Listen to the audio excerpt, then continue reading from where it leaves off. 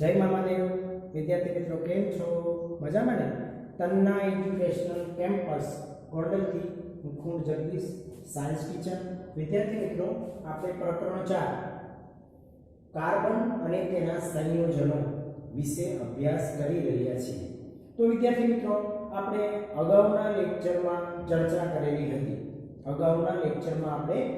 करेली हती कार्बननो सर्वतोमुखी स्वभाव। तो विद्यार्थी मित्रों कार्बननो स्वभाव हवे आपने बधाने खबर छे कि कार्बन अन्य कार्बन परमाणु साथे अथवा बीजा तत्वना परमाणु साथे सहसंयोजक बंधथी जोडाईने अथवा जोडावानी अद्वितीय क्षमता धरावे छे अने आ गुणधर्मने कैटेनेशन कहे छे। विद्यार्थी मित्रों कार्बन छे ई बीजा तत्वना परमाणु साथे ज्यारे सहसंयोजक बंधथी जोडाय छे અને જ્યારે નવું સંયોજન બને છે ઈ સંયોજનોમાં કાર્બનના જે પરમાણુ છે એ ઘણી મોટી માત્રામાં હોય છે એટલે કે શૃંખલા ઘણી બધી લાંબી હોય છે અને આ જે શૃંખલા છે આ જે સાંકળ છે એ આવી સાંકળ બીજા અન્ય તત્વના પરમાણુમાં જોવા મળતી નથી। તો વિદ્યાર્થી મિત્રો આ એનો પહેલો સ્વભાવ થયો। પ્લસ આપણે જોયું હતું કે कार्बन परमाणु साथे जो एकल बंधथी जोड़ाय तो एने संतृप्त संयोजन कहेवाय अने द्विबंध अथवा त्रिबंधथी जोड़ाय तो एने असंतृप्त संयोजन कहेवाय। बराबर छे। ते सिवाय विद्यार्थी मित्रों आपणे जोयुं के carbon hydrogen oxygen nitrogen sulphur chlorine बराबर छे आवा बीजा तत्वोना जे परमाणुओ छे तेनी साथे जोड़ाईने बंधथी जोड़ाईने संयोजन बनावे छे अने आ संयोजनोने शुं कहेवामां आवे छे कार्बनिक संयोजन।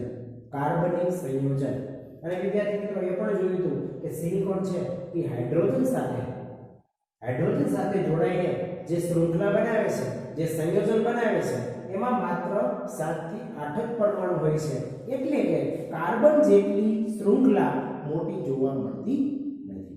અને છેલ્લે વિદ્યાર્થી મિત્રો લાસ્ટમાં આપણે જોયું હતું કે કાર્બન છે એ બીજા તત્વના પરમાણુ સાથે સહસંયોજક બનતી જોડાય છે અને જેને કારણે જે સંયોજન બને છે ई संयोजन में इलेक्ट्रॉननी भागीदारीना जे इलेक्ट्रॉन छे ई भागीदारीना इलेक्ट्रॉन ने कार्बन प्रबल रीते मजबूत रीते जकड़ी राखे छे। तो आ छे विद्यार्थी मित्रों कार्बननो सर्वतोमुखी स्वभाव। आ स्वभाव छे एना गुणधर्मो छे एना लक्षणों छे। तो आया सुधी विद्यार्थी मित्रों आपणे चर्चा करेली हती। तो आजना लेक्चर में फरी पाछा आपणे विद्यार्थी मित्रों एक वखत थोड़ा आपणे आगळ वधीए पेज नंबर 63 ऊपर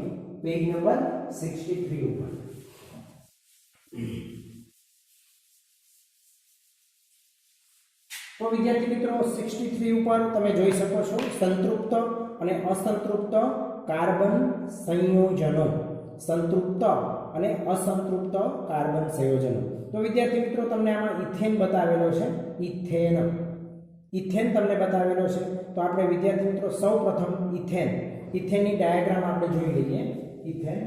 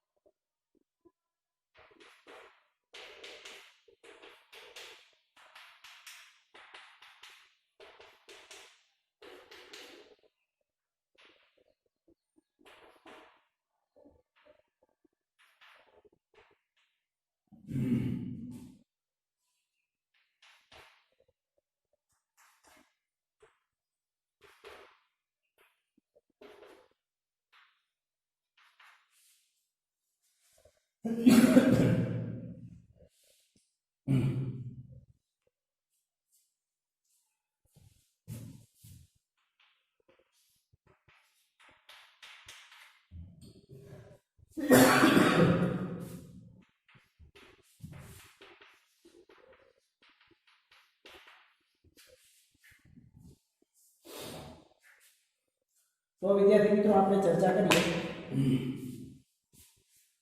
આ છે તમને ખબર પડી ગઈ કે આમાં C2H6 સૌપ્રથમ વિદ્યાર્થી મિત્રો આપણે ચર્ચા કરી હતી ઇથેનની CH4 number 2 C2H6 number 3 C3H8 number 4 C4H10 બરાબર છે હજી વિદ્યાર્થી મિત્રો આપણે આ જે સાંકળ છે આ જે શૃંખલા છે એને આપણે થોડી આગળ વધારી શકીએ છીએ તો વિદ્યાર્થી મિત્રો આ છે મિથેન આ ઇથેન આ પ્રોપેન આ બ્યુટેન પેન્ટેન હેક્સેન હેપ્ટેન ઓક્ટેન નેનોન અને ડેકોન કાર્બન પરમાણુની સંખ્યાને આધારે આ બધા હાઇડ્રોકાર્બન છે આ બધા હાઇડ્રોકાર્બન છે બરાબર તો CH4 મિથેન એનું અણુ કઈ રીતે નિર્માણ થાય છે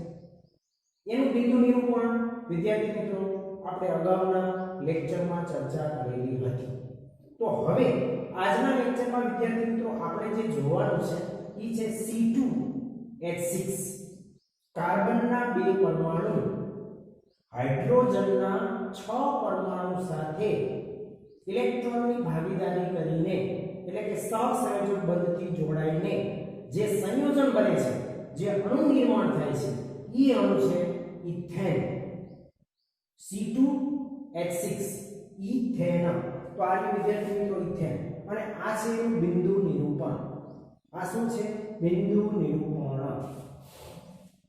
બરાબર તો વિદ્યાર્થી મિત્રો આપણે જોઈ લઈએ ઇથેન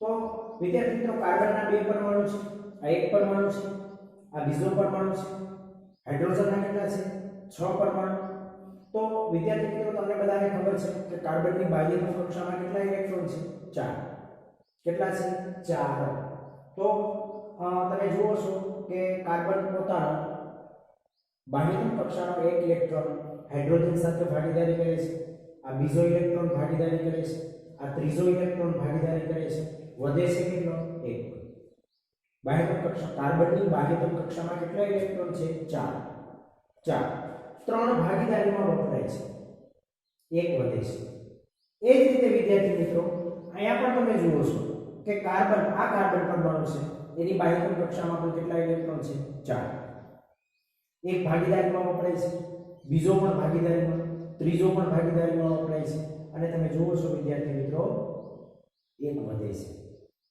1 વધે છે આ ઉપરની જે ચોકડી છે એ આ કાર્બન પરમાણુ છે એનો ઇલેક્ટ્રોન છે અને આ નીચેનો જે છે એ આ કાર્બન પરમાણુનો વધેલો ઇલેક્ટ્રોન છે તો વિદ્યાર્થી મિત્રો તમે જુઓ છો કે કાર્બનની બાહ્યતમ કક્ષામાં 8 ઇલેક્ટ્રોન હોવા જોઈએ તો તમે વિદ્યાર્થી મિત્રો જુઓ છો 8 થઈ જશે 2 4 6 8 એ જ રીતે આમાં પણ જુઓ 2 4 6 અને 8 તો વિદ્યાર્થી મિત્રો એક વસ્તુનો આપણે ખ્યાલ રાખશું કે જે બિંદુ છે એ હાઇડ્રોજનનો ઇલેક્ટ્રોન છે અને જે ચોકડી છે એ કાર્બનનો ઇલેક્ટ્રોન છે આ વસ્તુને આપણે ખ્યાલ રાખશું જે બિંદુ છે એ હાઇડ્રોજનનો ઇલેક્ટ્રોન છે અને જે ચોકડી છે એ કાર્બનનો ઇલેક્ટ્રોન છે તો વિદ્યાર્થી મિત્રો આ રીતે તમે જોઈ શકો છો કે આ કાર્બન પરમાણુ હાઇડ્રોજનના 3 કાર્બન પરમાણુ સાથે જુઓ છો 3 કાર્બન પરમાણુ સાથે એક ઇલેક્ટ્રોનની ભાગીદારી કરીને સહસંયોજક બંધથી જોડાય છે એ જ રીતે આ કાર્બન પરમાણુ છે એ 3 હાઇડ્રોજન પરમાણુ સાથે એક ઇલેક્ટ્રોનની ભાગીદારી કરીને શું કરે છે તો કે સહસંયોજક બંધથી જોડાય છે તો આ રીતે વિદ્યાર્થી મિત્રો કાર્બનના 2 પરમાણુ છે હાઇડ્રોજનના 6 પરમાણુ છે અને તમે જોઈ શકો છો કે કાર્બનની બાહ્યતમ કક્ષામાં 8 ઇલેક્ટ્રોન કેટલા 8 ઇલેક્ટ્રોન મતલબ અષ્ટક રચના બને છે એટલે કે કાર્બનનો પરમાણુ સ્થાયી થાય છે કઈ રીતે સ્થાયી થાય છે તો કે કાર્બનના 2 પરમાણુ કાર્બનના બંને પરમાણુ એટલે કે 2 પરમાણુ હાઇડ્રોજનના 6 પરમાણુ સાથે સહસંયોજક બંધથી જોડાઈને સ્થાયી થાય છે બરાબર. તો આ થયું વિદ્યાર્થી મિત્રો ઇથેન. ઇથેનમાં બિંદુ નિરૂપણ. અને તમે વિદ્યાર્થી મિત્રો જુઓ છો, તમે જુઓ છો કે હાઇડ્રોજન છે એની બાહ્યતમ કક્ષામાં પણ 2 ઇલેક્ટ્રોનની હાજરી તમને જોવા મળે છે.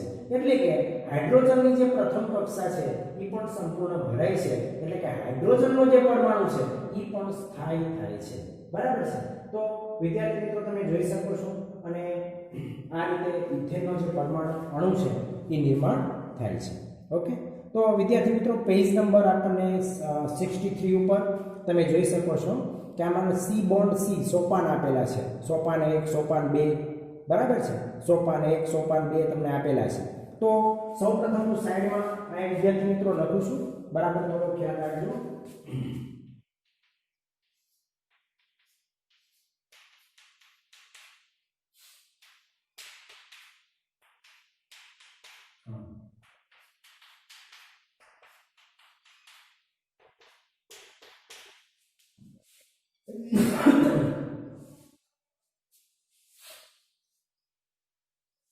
તો વિદ્યાર્થી મિત્રો આ જે બિંદુ નિરૂપણ છે, બિંદુ નિરૂપણ એને આધારે કઈ રીતે નિર્માણ થાય છે. તો સૌપ્રથમ વિદ્યાર્થી મિત્રો તમે જુઓ આ કાર્બનનો પરમાણુ, આ પણ કાર્બનનો પરમાણુ. કેટલા ઇલેક્ટ્રોન છે? કેટલા ઇલેક્ટ્રોન છે? કાર્બન હાઇડ્રોજનના પરમાણુ સાથે તો ભાગીદારી કરે જ છે. આ કાર્બન પરમાણુ હાઇડ્રોજનના પરમાણુ સાથે તો ભાગીદારી કરે જ છે, પરંતુ આ કાર્બનના પરમાણુ સાથે પણ ભાગીદારી કરે છે. તો ભાગીદારીના કેટલા ઇલેક્ટ્રોન છે? 2. આમાં તમે જોઈ શકો છો કે આ કાર્બન પરમાણુને આપતો નથી, પરંતુ આ કાર્બન પરમાણુ 1 ઇલેક્ટ્રોન ભાગીદારીમાં આપે છે અને આ કાર્બન પરમાણુ છે એ પણ ભાગીદારીમાં 1 ઇલેક્ટ્રોન આપે છે.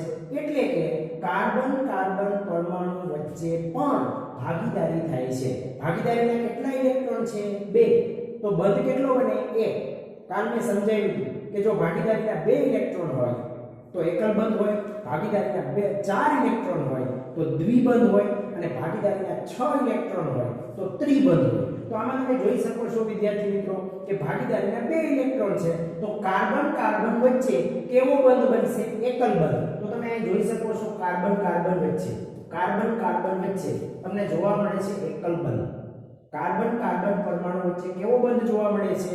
એકલ બંધ. બરાબર છે. હવે આ કાર્બન પરમાણુ છે, બરાબર છે, આ કાર્બન પરમાણુ 3 હાઇડ્રોજન પરમાણુ સાથે ભાગીદારી કરે છે. તો તમે જુઓ છો ભાગીદારીના કેટલા ઇલેક્ટ્રોન? 2. તો આ હાઇડ્રોજન સાથે કેવો બંધ બનશે? એકલ. આ એકલ બંધ છે. એ જ રીતે આ છે તો એમાં ભાગીદારીના 2 ઇલેક્ટ્રોન છે, એકલ બંધ બનશે. એ જ રીતે આ હાઇડ્રોજન છે એમાં ભાગીદારીના 2 ઇલેક્ટ્રોન છે, એકલ બંધ. એ જ રીતે વિદ્યાર્થી મિત્રો આમાં જુઓ આ કાર્બન ભાગીદારીના 2 ઇલેક્ટ્રોન, એકલ બંધ. ઉપરનો 2 ઇલેક્ટ્રોન, એકલ બંધ. 2 ઇલેક્ટ્રોન, એકલ બંધ. તો આ રીતે વિદ્યાર્થી મિત્રો તમે જોઈ શકો છો કે C2H6 ઇથેન આ રીતે તમને ખ્યાલ આવી ગયો હશે. બરાબર છે. તમને ખબર પડી ગઈ હશે કે કઈ રીતે. હવે આ છે બિંદુ નિરૂપણ હતું વિદ્યાર્થી મિત્રો, આ છે બિંદુ નિરૂપણ હતું. મેં બંધારણીય સૂત્ર કહેવાય. આ છે બંધારણીય સૂત્ર. આપણે ડિટેલ્સમાં આગળ ચર્ચા કરવાના છીએ. બરાબર છે. આ બંધારણીય સૂત્ર છે. તો વિદ્યાર્થી મિત્રો આપણને બિંદુ નિરૂપણ આપેલું હોય તો આ રીતે બંધારણીય સૂત્ર કઈ રીતે લખાય એ પણ તમને ખ્યાલ આવી ગયો હશે. તો વિદ્યાર્થી મિત્રો આજના લેક્ચરમાં માત્ર ને માત્ર આપણે એક જ હાઇડ્રોકાર્બન એટલે કે કાર્બનિક સંયોજન વિશે ચર્ચા કરી. તે એટલે કોણ? તો કે ઇથેન. C2H6 કાર્બનના 2 પરમાણુ અને હાઇડ્રોજનના 6 પરમાણુ. કાર્બનના 2 પરમાણુ અને હાઇડ્રોજનના 6 પરમાણુ. બરાબર છે. તો વિદ્યાર્થી મિત્રો આપણે ચર્ચા કરી અને બિંદુ નિરૂપણ પણ જોયું અને બંધારણીય સૂત્ર પણ જોયું. ફરી પાછા વિદ્યાર્થી મિત્રો આપણે અગાઉના લેક્ચરમાં ચર્ચા કરીશું ત્યારે દ્વિબંધ એટલે કે ઇથિન અને ઇથાઇન, ઇથિન જો એક બંધ હોય તો ઇથેન કહેવાય, દ્વિબંધ હશે તો ઇથિન અને ત્રિબંધ હશે તો ઇથાઇન. તો વિદ્યાર્થી મિત્રો, જ્યારે આપણે ફરી પાછા લેક્ચરમાં મળીશું ત્યારે ડિટેલ્સમાં આપણે ચર્ચા કરીશું. તો વિદ્યાર્થી મિત્રો, ત્યાં સુધી બધા વિદ્યાર્થી મિત્રો સ્ટે હોમ, સ્ટે સેફ. કારણ કે વિદ્યાર્થી મિત્રો, તમને ખબર છે કે થોડી વિપરીત પરિસ્થિતિ છે, થોડી મહામારી છે. તો આ મહામારીમાં આપણે મગજને પણ સ્થિર રાખશું, આપણા સ્વભાવને પણ સ્થિર રાખીશું, બરાબર. અને જેટલું ચાલેલું છે એને વારંવાર રિપીટ કરશું, દઢીકરણ કરશું, પુનરાવર્તન કરશું અને થોડુંક લખીને પણ પાકો કરવાનો આપણે મહાવરો રાખીશું અને જીવનમાં સફળતા મેળવીશું. અને ભગવાન આપણી બુદ્ધિ આ મહામારીમાં સ્થિર રાખે અને આપણને સારા વિચારો આપે, બરાબર છે, આપણી બુદ્ધિ સ્થિર રાખે, એવી આપણે ભગવાનને પ્રાર્થના કરીએ. અને વિદ્યાર્થી મિત્રો, ફરી આપણે આગળના લેક્ચરમાં મળીશું. જય મહાદેવ.